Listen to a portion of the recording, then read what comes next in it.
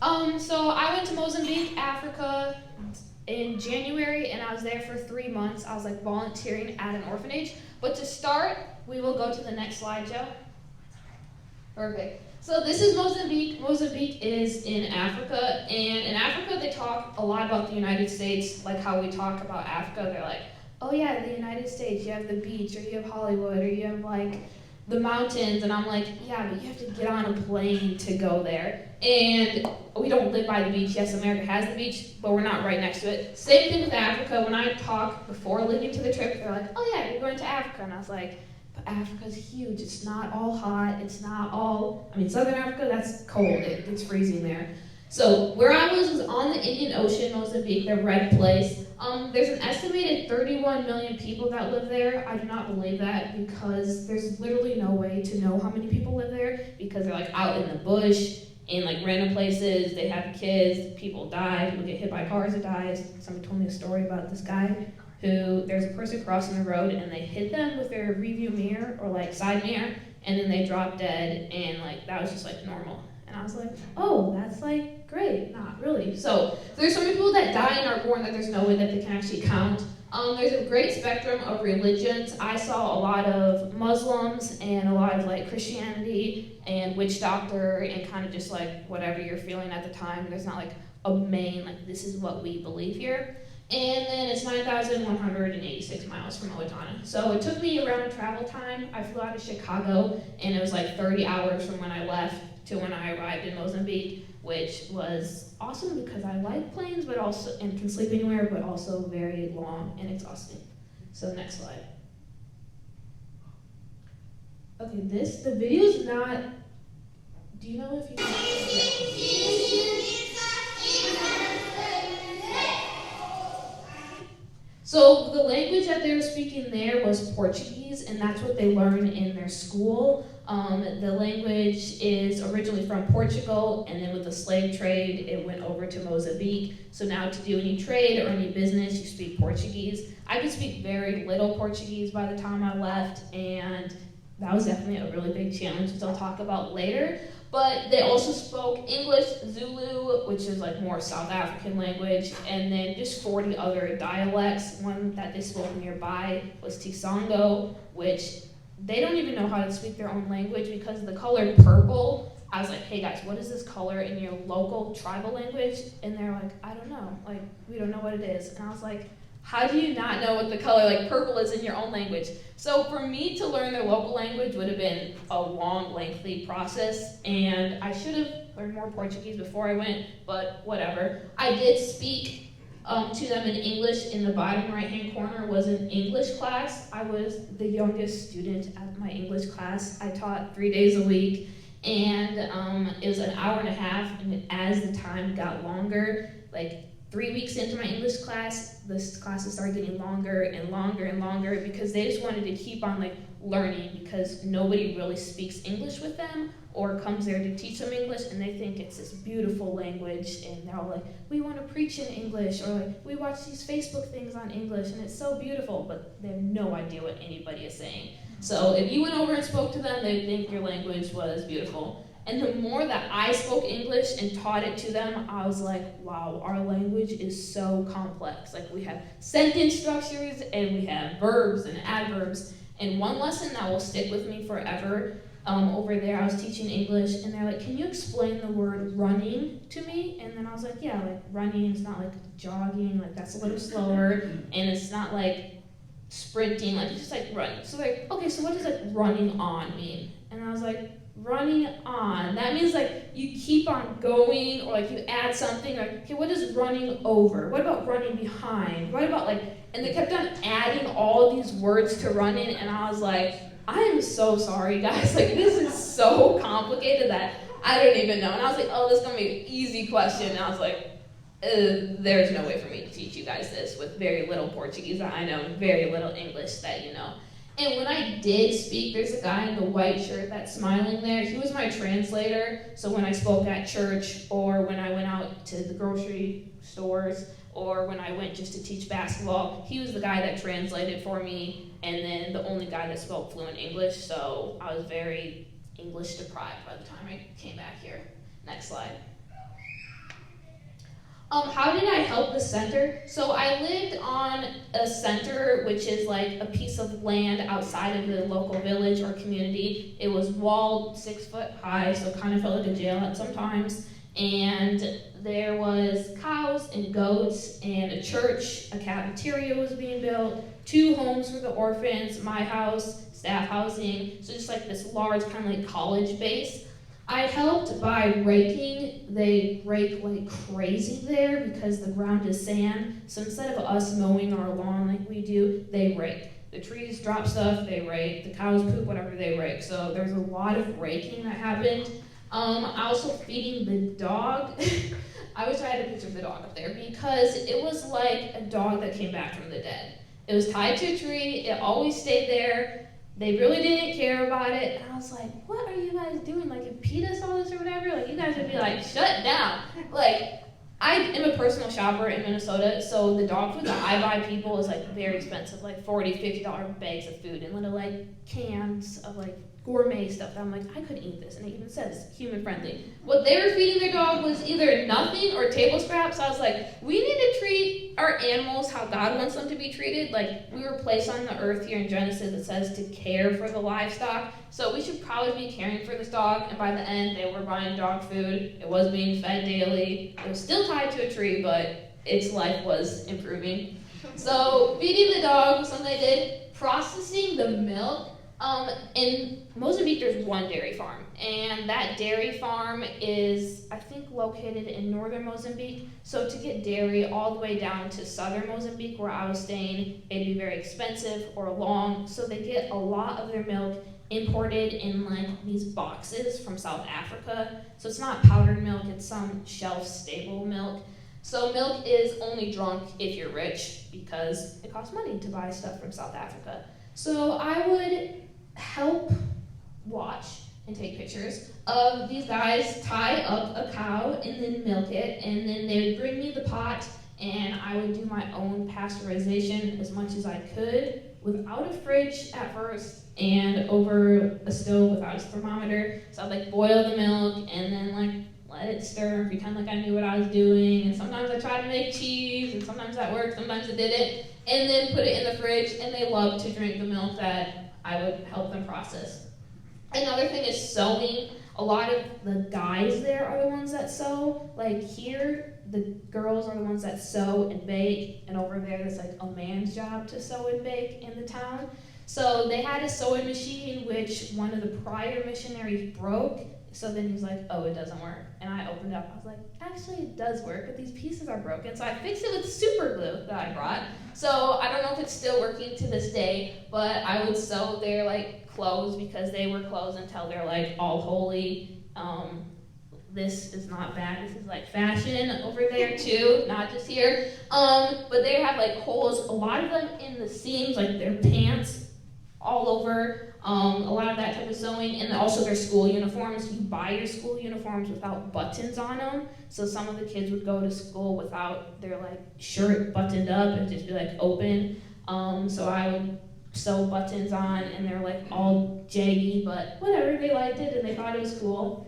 And then organizing. Just the mindset that each one of us has in this room is so different from third world countries. We have a sense of taking care of our property. We have a sense of organizing and structure. Even if you're like, oh, my room is trash. Like, Carson, how clean is your room? Not really. Yeah. Okay, but Carson is probably more organized than them over there. They just like throw stuff into a pile. And I'm like, guys, this is wrecking the stuff that you're throwing in this pile. And this is not being a good steward of what God had. So I did a lot of like job description organization for them. I did a lot of cleaning and just like, here we took a whole pile of like clothes. And I was like, why are these clothes here when people like have dirty clothes? And I'm like, well, we just have never organized them. So like, let's organize them into kids' clothes, adults' clothes, men's, women's, towels, whatever, and then they're going to take them up to northern Mozambique and like pass it out easier. Because once you know what you have, it's so much easier to get rid of it, but it is all stuffed in a room and like, we don't know what we have back there. I was like, ugh, this is really frustrating. I felt like I was working with my brothers at times when I opened a little thing of earplugs that was on the shelf, and in the thing of earplugs there was rocks. And I was like, oh, why would somebody put these little teeny rocks in this like earplug holder? And I was like dumping them out outside, and the earplugs were still in there. Like just stuff that didn't even make sense. They just, whatever they felt like doing, they just did. Okay, yeah, I'm talking about you. Next slide. What was church like? Church, there was no amenities. There's no electricity, there was no doors, there was no windows, there was no coffee, there was no sound system, except for one time when they brought a sound system. It was a building probably as big as this room right here, made out of concrete, and then this like type of wood on the side, and then a tin roof. And all the windows didn't have any glass on them, they're just like a hole for the window. Because right now the windows are stuck in Zimbabwe because of COVID. They can't import them yet. We'd also sit on these plastic chairs. This was an outside church service, so the plastic chairs had to be placed 6 feet apart still for COVID reasons. Masks were required at the beginning, and then it kind of like started phasing out. We also had to get our temperature checked, which is really stupid because it would be like, here, check your temperature, go, go, go. Or the people, because there's no cars, they all had to walk to church, which is like miles. They would like get hot, and if their temperature was like hot, then they'd be like, okay, go sit under that tree. And then they'd go sit under their tree for a few minutes and then come inside. So really, really stupid, where it didn't even make sense to me, but I was like, okay, whatever. It was time flexible. One time the pastor showed up like 30 minutes after church had already started. And so we were all singing our songs, and then I was like, oh, look, there's the pastor walking up now. Like, good, we know who's going to preach today. People didn't know who was going to preach. Like, it could be a random person, it could be like one of the elders, it's just whoever came up basically and preached. And very limited Bible knowledge because about a third or to half of the population in my region is very poor, so they weren't able to go to school to learn how to read either Portuguese or their local language, Tsongo, so they didn't read the Bible by themselves. If they wanted to know something about the Bible, it was only because me or you, somebody taught it to them, the pastor taught it to them, or God revealed it to them. So very simple Bible lessons is what they were taught, even the adults, and filled with songs and dancing. Like the teenage guys would go in the back and dance during the worship time. There's no lyrics on the screen, and it was in a different language, so it was very hard for me to sing the songs. I was like more like humming and like swaying kind of, because when you don't, like, this technology is so cool that we don't even realize it. That we can be reading something on the screen upstairs, we can have these big, huge projectors, and like, here guys, we're gonna learn a new song, and all the words are there. Carson, whoever's in the back, like touching the button to make the slides go, like, that is so cool. And when I showed them a picture of that, they were like blown away. So when we're worshiping upstairs, if you can even understand what you're saying, like, that is something to be grateful to God for. What did I eat? Not tasty food, for sure. For breakfast, we had bread, eggs, corn porridge, or oatmeal. Definitely not all at the same time. The bread was fresh from the bakery. We bought it for 5 mets, which is like 10 cents each, and you got this little bread roll. The eggs were all brown eggs. They thought white eggs were super weird because they've only been growing up on eggs imported from Africa, South Africa, which are brown eggs. I did have them eat some duck eggs, which at first I was like, oh, this is weird. But I'm like, your ducks are laying eggs and you're just letting them sit there and rot.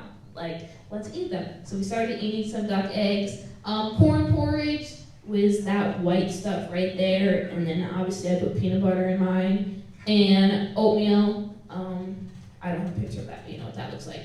Lunch was rice as a base, or shima. Shima is in the far left picture. That's that white stuff. What you do is you take your corn porridge, and instead of stopping the cooking process as it is with the peanut butter right there, you keep on adding more cornmeal, and it turns into this like white, mushy, kind of like a mashed potatoes, but like super dense. So you can eat it with your fingers, it's so dense, and that's the base of your plate. And then you fill up the rest of your plate with matapa or cassava or some other green leaf vegetable that's mashed with coconut and peanut. And I put salt and pepper in it, and they use this like other type of like chicken seasoning. It gets old after you've eaten it for a long time, but that's what we ate. Beans, we ate beans once a week. because they didn't realize that beans were one of the cheapest food for them to make, they thought it was like inexpensive, like, I don't know why they thought this, but because they had to go to the store and buy the beans, they thought that the bean topping was expensive. However, the green topping, they could just go to their garden and pick and make it. But because they were adding oil and peanuts and onions to the matapa, the green topping, that ended up being the same price as if they were to make beans, and the beans had more protein and more nutritional value in them. So I was able to like lay out these facts for them that beans and matapa are actually the same price. Yeah, you have to buy the beans, but you don't have to buy the peanuts or the oil, so it makes it cheaper. So they said that they're going to start eating beans 2 times a week instead of their normal 1 time a week. I personally like the beans better than matapa. And then meat is very creepy. That is a picture of fish and potatoes. So a serving would be, you have a fish that is like really bony and no meat to it, and they cut it in half or in thirds, and you get 1 potato normally, and then 1 piece of fish on top of your bed of rice. The fish would sometimes be laying out like on the road, and then there'd be like this old lady just like swatting it to like keep the flies off, or the cow would just be like hanging up, and then they'd just be like stripping meat off of it. No refrigeration, they let it sit out overnight, pick it with their hands, touch their phone, pick up more of it. So I was like, no, I'm not eating meat unless I like have to, or if it was deep fried. Sometimes I had like the deep fried chicken. And then cabbage, that's not the last picture, but the last picture is kind of like cabbage. It's like this green weed with some like hard-boiled eggs in it. They love to cook with oil, so everything had so much oil. And then dinner was whatever we ate for lunch, and it sat out. There's no refrigeration, it's just on the cupboard. Yeah, it was creepy. That's why the rice would only last 1 day, because as it sat out the next morning, I was like, oh, this is probably okay. But no, it was not okay because it was so humid and hot that the rice was like, ugh, disgusting. So that's what we ate. So when you eat lunch, just be thankful that you're not eating that all the time. What games did I play? So I went there to teach English, to help out around, and then also to teach them activities. I brought some balls with me. They loved, their favorite was tetherball, which is, if you don't know what that is, it's like a post with a ball at the top and a string, and you hit it, and the adults would play it, the kids would play it. I struggled with playing it because they would hit it so hard, like their hands had to be made out of rocks or something. Because this is like a basketball type of feeling, and they're just like hitting it like these little teeny kids, and they like beat me almost every time. Because I'm like, oh, my hands hurt, guys. Like, I'm sorry, my arms are sore. The school bit, and they're like, oh, you're a cow. They just laugh at me. Also, basketball. I went to a town, Squala Squala, which is right by Zimbabwe. And they built a basketball court, but they never played basketball on it because they just didn't know how, nor had like the balls. They had like 1 ball. So the basketball court was very nice in African sense, but still like the basketball rim was like tilted and then also like broken in half, like the circle was like broke. So I was like, oh guys, this is rough. But I taught them how to play basketball, and from that week that I taught them, I only played 1 grade in my whole school year, which was 6th grade. So I really did not know a lot what I was doing, but I just looked up YouTube videos, and YouTube taught me how to play basketball, and then I taught them basketball. And from that day on, I still am in contact with the coaches, which there's like a lady in the white shirt and then a guy in the blue shirt, and they say that for physical education, like almost every day, they still go out and play basketball. Now that we've given them the basketballs, given them the supplies they needed, and they were just like overly happy to do that. And they're thinking about building up the basketball program, and obviously eventually their dream is to like be the ones that support Mozambique or like represent Mozambique with basketball. So that was a really cool opportunity for me to go, and they're like, so when are you going to come back? Like, we have like housing for you, or like, do you know, tell everybody in the United States, like if you want to teach basketball or sports, that these, and I shared the gospel with them through a translator, but these are the public school teachers who, she's Muslim, and I don't know what he is, but they're like, oh yeah, if you want to come back, like come back anytime, like we have housing, like we'll have everything set up. It's like, we'll see, like I love this town, but I don't really think teaching basketball is in my future. So basketball, soccer, we played a lot. I was able to, before I leave, give them money to build a soccer field, which their soccer goals are just like it'd be like arbors with like a 2x4, 2x4, 2x4, like no good measurements. It's just this like frame of a house for the goal. And if you kick it and it makes a goal, then you have to go run get the ball. So either way, if you make a goal or miss the goal, it sucks because you have to go get the ball afterwards. Jump rope, we jumped rope a lot. They really enjoyed that. And then tetherball, like I said. So there's a lot of activities to do. What challenges did I face? Oh, the language is so tough. One night it was like a total meltdown, and I was just like crying out to God. I was like, I can't do this anymore. I need somebody to speak English with. I am dying. And then I told that to like the main guy, and he was like, yeah, like I understand. And then we were able to have a good conversation in English. But when you can't speak the language and all you can do is hear people, it is like draining. Like God gave us community, and we're not supposed to be isolated. It felt like I was isolated at moments because I couldn't get my thoughts across or couldn't tell them what I wanted to, and it's just like, I can hear you guys, I can listen to your conversations all day, but I can't comprehend what you're saying, and that drove me nuts. Food was also a challenge. I did bring some protein bars, but some days I'd just be like, no, I'm not eating because I'm so bored of this food. The pace of life is so much slower. Not only because of their culture, but just because of their like drive to do anything. They could make so many businesses and like fight the tyrannical government if they wanted to, but they'd rather just sit under the tree, sit in a mat, kind of relax because they feel like there's no point in life. Like, I was really honest with them and said, why isn't there more suicides in Mozambique? Because literally you guys wake up, go to the garden, make your food, come home, eat your food, lay around, go to bed. Like, they have nothing to do. There's no activities, there's no outreach. It's just very melancholy. Like, people are like, oh, it's so relaxed, it's so peaceful in Africa. And it's not when you see these mothers who are like, the only thing that we can do is like go have kids. And these guys are like, the only thing we can do is go drink. So that's just what they give their life to because there's not outside stuff happening around them. So the pace of life and just seeing this potential just kind of die really was a challenge to me. And then also friends, kind of going with the language thing, is it's hard to make friends or deep relationships when you don't speak somebody's language. And this says, that is why, this is from Genesis 11, that is why it was called Babel, because there the Lord confused the language of the whole world. From there the Lord scattered them over the face of the whole earth.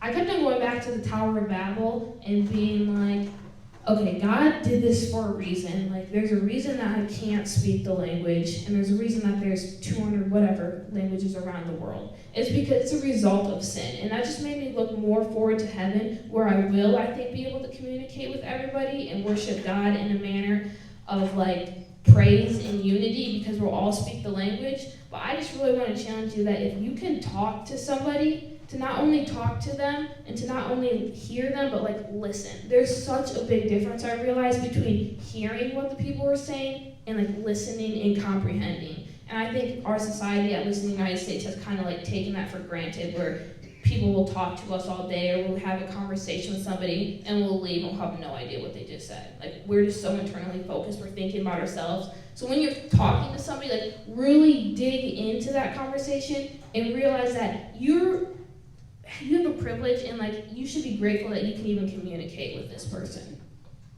How did I do with the challenges? A lot of praying. There was a lot of praying in my room or by myself, and that also happened because in African culture their prayers are very like loud and boisterous, so then I'd see more people praying, and that would kind of encourage me to like pray myself. So just like talking to God, I realized that I'm talking to the same God in my language as they are in their language, and that is so cool that God can listen to me and he can hear me, and I can listen and hear him no matter if nobody else can. So really finding my joy and contentment in him was key. Also taking action. The bottom left picture was one day I was like, you know what, I'm just going to do what I can do here, and I'm going to walk to the village by myself. So I walked to the village thinking that I knew where this one kid's house was because he had a burn on his arm I wanted to go look at, and I had no idea where it was. Like, I just pretended like I knew where I was going. I was like walking in the woods, and I was like, hopefully somebody's not going to kidnap me, and like walking all around.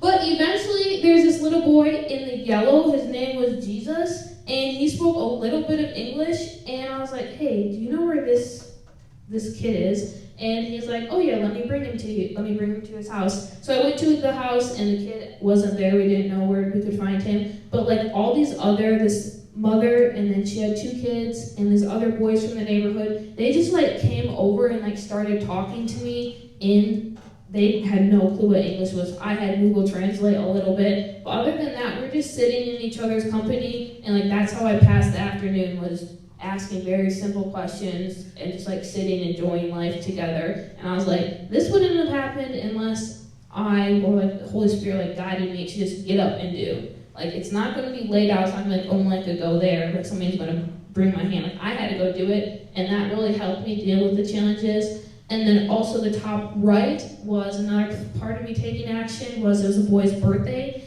and they don't really celebrate birthdays over there like we do, but I had brought balloons, I had like a few little gifts in my room, and I was like, well, let's just like have a birthday party for him. So like I blew up the balloons, I made my own cake. I don't know if I'd ever made a cake from scratch like that before, and I had a birthday party for this little boy. And like he's like, I haven't had a birthday party for so long because of COVID, and before he was living with like his aunt who didn't really care about him. So that was just me taking another step of action of showing him the love of Christ by doing it. Like nobody was like, here Micah, you need to go do this job. I had to make a lot of the opportunities myself.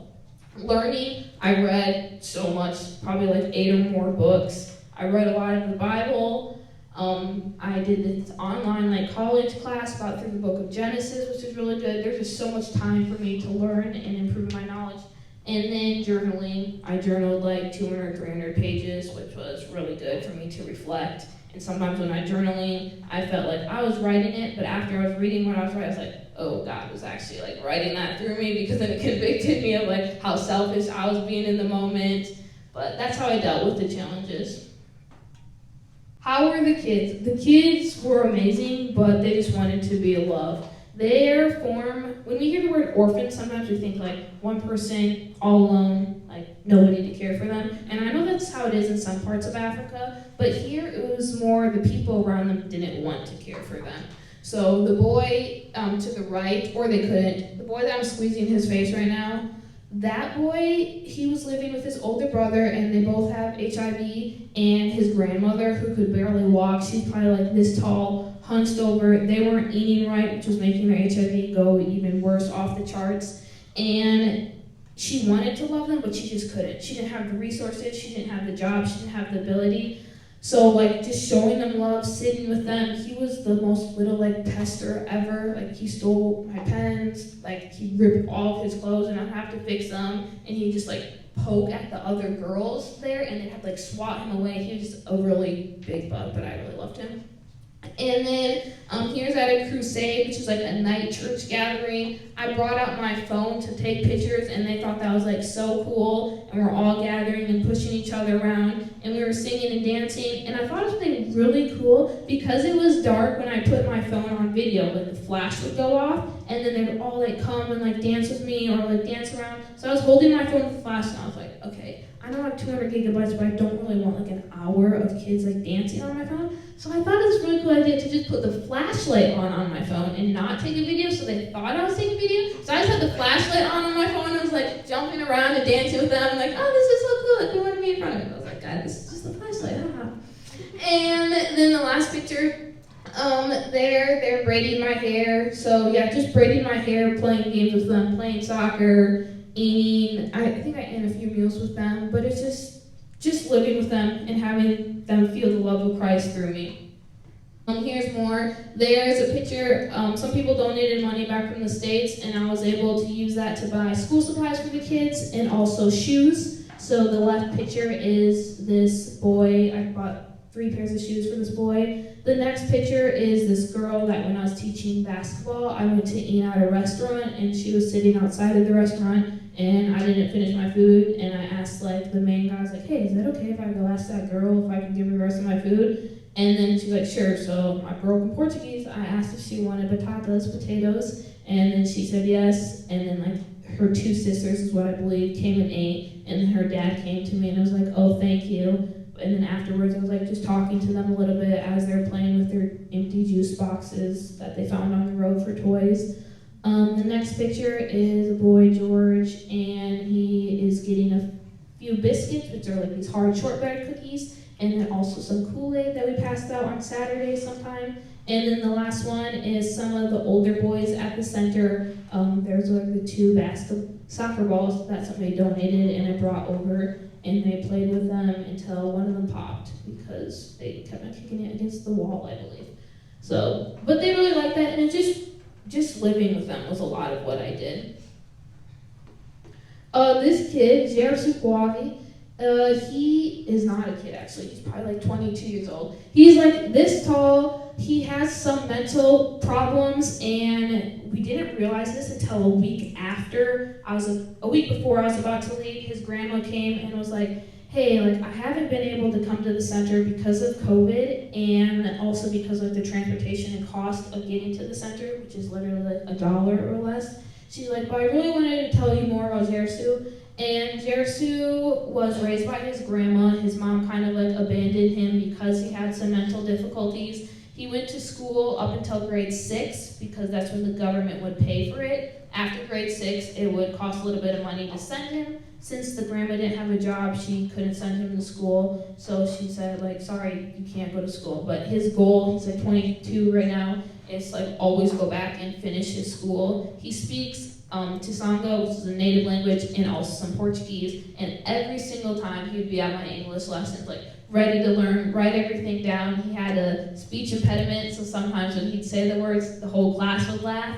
But I told him that if we wanted to, like, if I wanted to bring somebody back to America and make a lot of money, like, this was the kid to make money off of, because he would literally be, like, the best servant or slave. Like, that he exemplified Christ so well that people would take advantage of him, and we kind of had to address this issue. But he'd be like, oh yeah, here, I'd walk in, here, have my chair. Somebody else would walk in, here, have my chair. Here, let me haul the corn for you. Oh, he was in charge of the cows and goats. He'd be eating his breakfast. See, they were in the field they shouldn't be in. Get up, go do his job like to a T and go above and beyond. And that just taught me that literally you can be, I'm not calling him like dumb, but like God will use whoever. Like, you can say, oh, I don't have any skills. He wanted to go to school, but he couldn't. He barely had any money. The money he did have, he was using to build a house next to his grandma's house so he could help her. Like, you can take the littlest amount. If you can breathe, you can serve Christ. And that just showed me him. And in Philippians 2:3, it says, do nothing out of selfish ambition or vain conceit. Rather, in humility, value others above yourselves. And that was him. Like, he valued our joy and our laughter and our happiness above anything that he could ever imagine.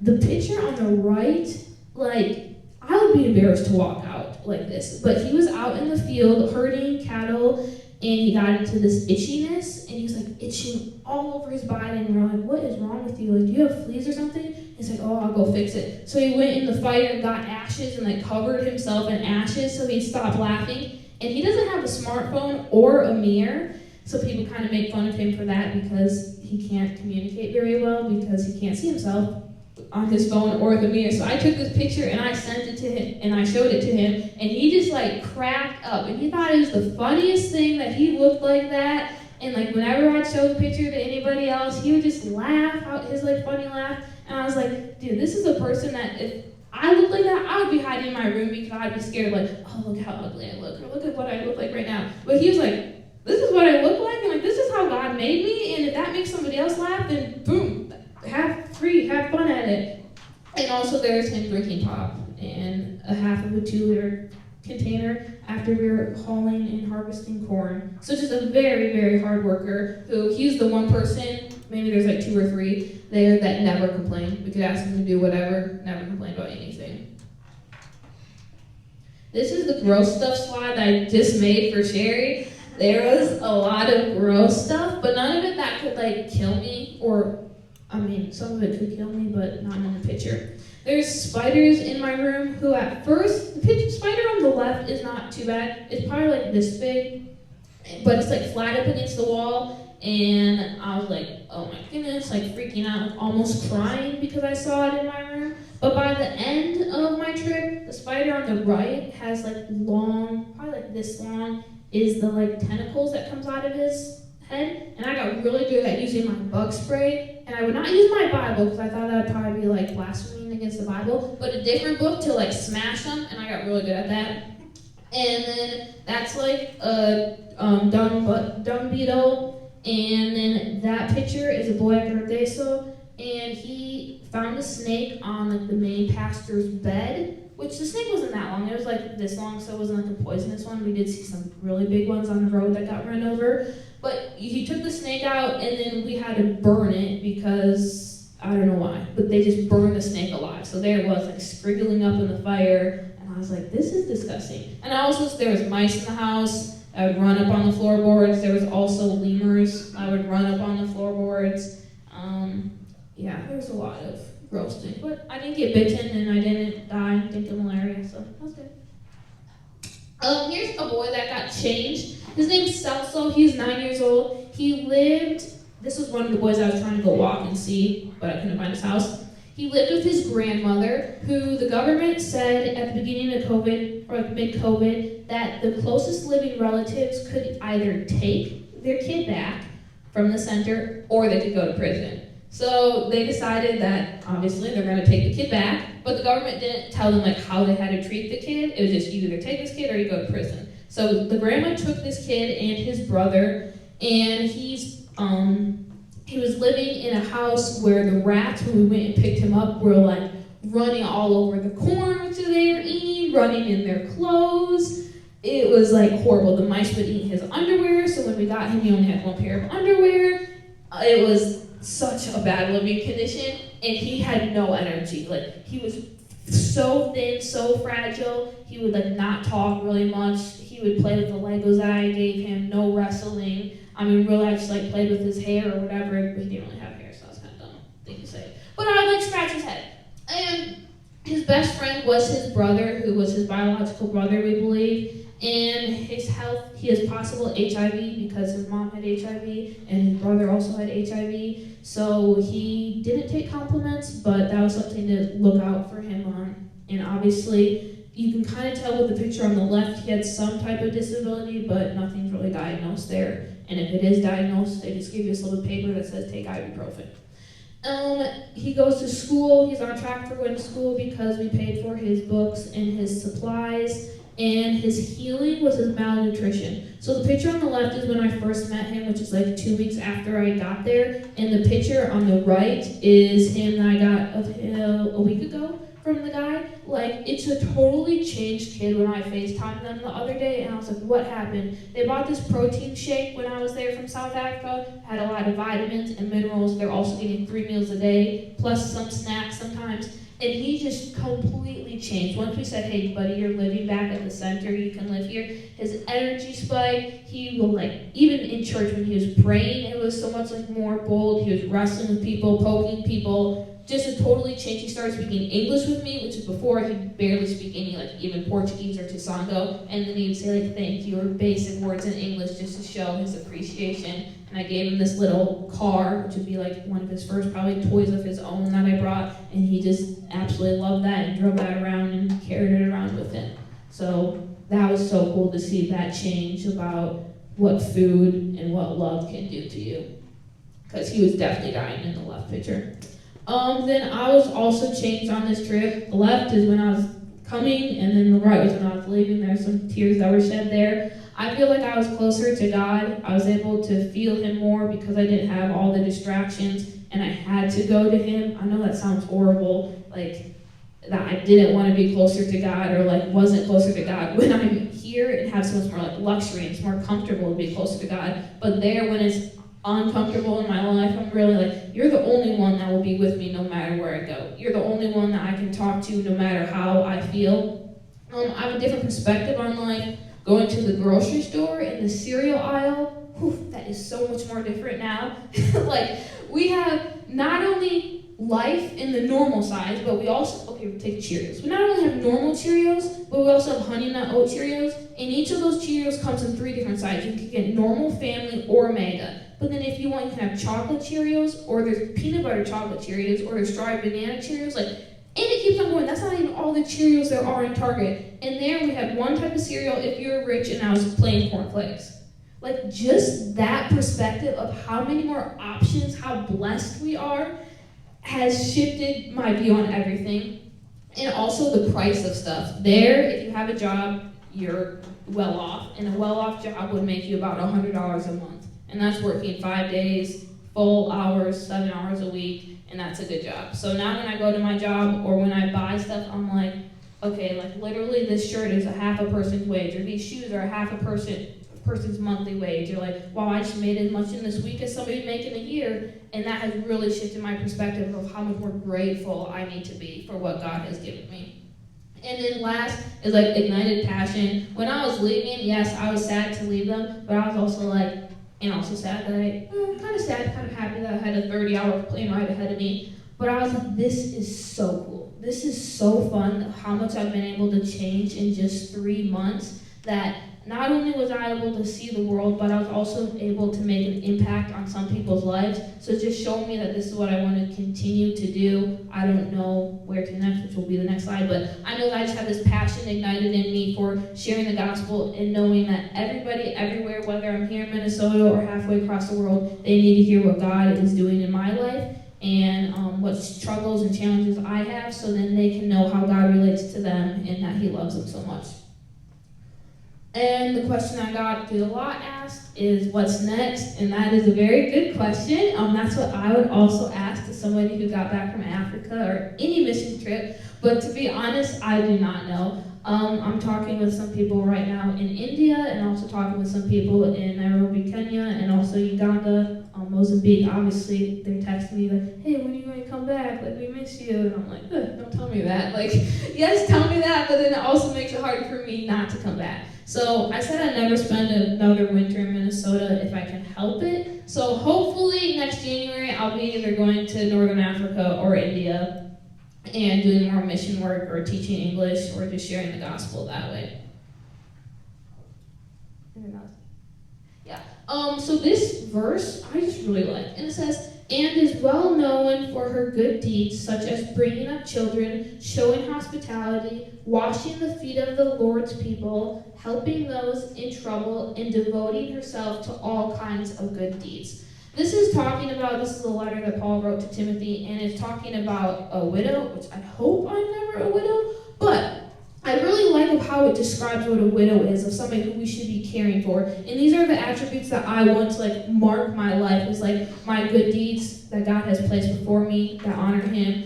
Just bringing up children, whether those are my own children or children of others, and just showing hospitality, washing feet, going out of my way. Whatever I do, whatever's next, I want it to represent what this verse shows, that a true widow, a true person who should be cared for. Those are the attributes of her. And then, just thank you. I thank you guys for listening. I thank anybody that prayed for me, that gave money to the orphanage. I thank you guys. I thank God a lot for sustaining me, because there was times when I was like, I need to go home. It'd be way cheaper for me to buy a flight than to suffer through this. But I was able to make it, and it showed me that we can do hard things when we have God on our side and when He's there helping us. So I thank Him, and I thank Bethel Church. I definitely missed Bethel, and my work and my family were the three main things that I missed. I could care. If I didn't eat shima here, but I had church, I'd be fine with that. So thank you. And now I'm open to any questions that you might have. Yeah. I had some questions, which you answered at the very end about what's next, But I just want to say this was an outstanding presentation. Oh. It was just, that was God. I did not practice. What I'm seeing in you is a person who is extremely resourceful. The initiative you took over there when you were in this tight situation, and just all the different practical things. I wanted to be a missionary at one time. I'm not practical like that. And it's really, really helpful. The person has all this mind that you have, this good head on your shoulders.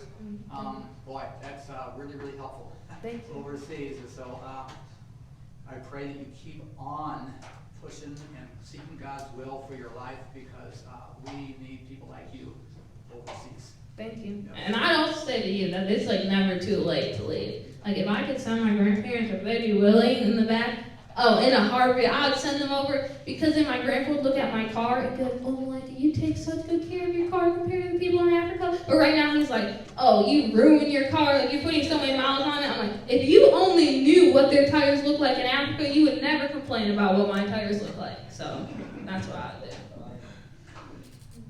Yeah. Why don't we just fill a bunch of boxes and send it over to them people? Because I spent hours cleaning up the stuff that they had. They had mosquito nets, they had clothes, they had vitamins, they had first aid stuff. They had like everything that you could imagine that we were like, oh, if we could only give this to the people in Africa. They had all that stuff, but they didn't have the knowledge behind it. So it's way more important for us to invest in the knowledge of the people over there and like our knowledge, sharing it with them, than just to send them stuff. Because all over the world, there's like tractors that are sitting there. There's a tractor sitting there. We didn't use it once. A John Deere tractor, like new. No, we just harvested all the corn by our hand. They're not renting it out to make money. It's just sitting there because they don't have the like practical sense that we have in America. So instead of like filling up boxes with toys and gifts, which I think are really good for the kids to show them that we love them, but like for the adults or for like older ages, like stuff is not going to help. It needs to be a total mind culture shift. Plus, there's no mail service, right? Oh, like, yeah, it would take them a really long time. Like, there's no mail, so it'd have to be sent to the Capitol by, like in a crate by the UPS or whatever, and then from the Capitol, it'd have to get on a Shoppa, which is like a 15-passenger van, but they just call it 15-passenger van. If you can fit in there, you go. So everybody's squeezing in there, as many people as you can.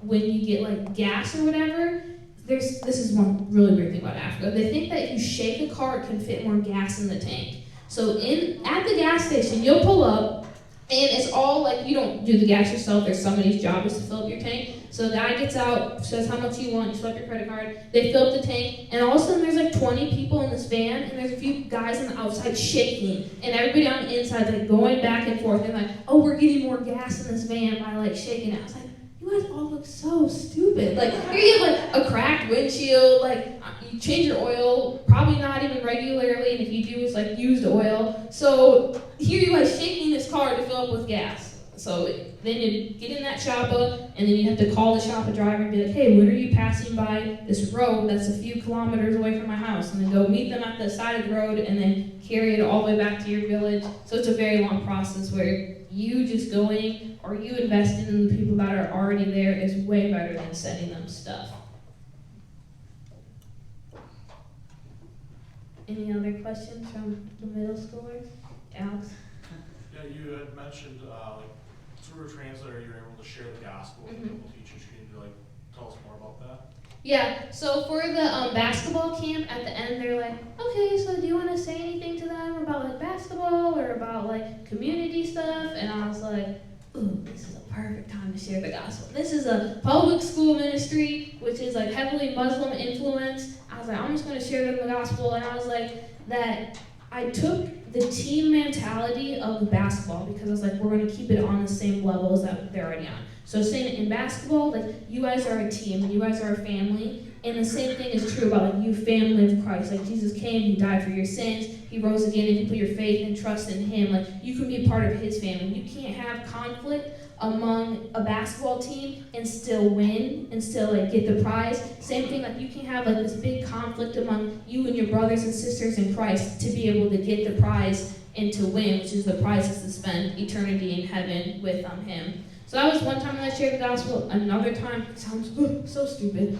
but on the way back from from Mozambique, I landed in Chicago, and I was like, I don't really want to drive from Chicago back up to Minneapolis. So I was like, I'll get another flight. Well, when I was there at the airport, I was just sitting, kind of like minding my own business, about to put in my AirPods and call my friend, and all of a sudden this like dude comes by and is like, oh, hey, are you going to Kansas too? And I was like, oh no, I'm just sitting at this gate because there's more room than the gate that I was at. And he was like, okay, let's go do something crazy together. And I was like, no.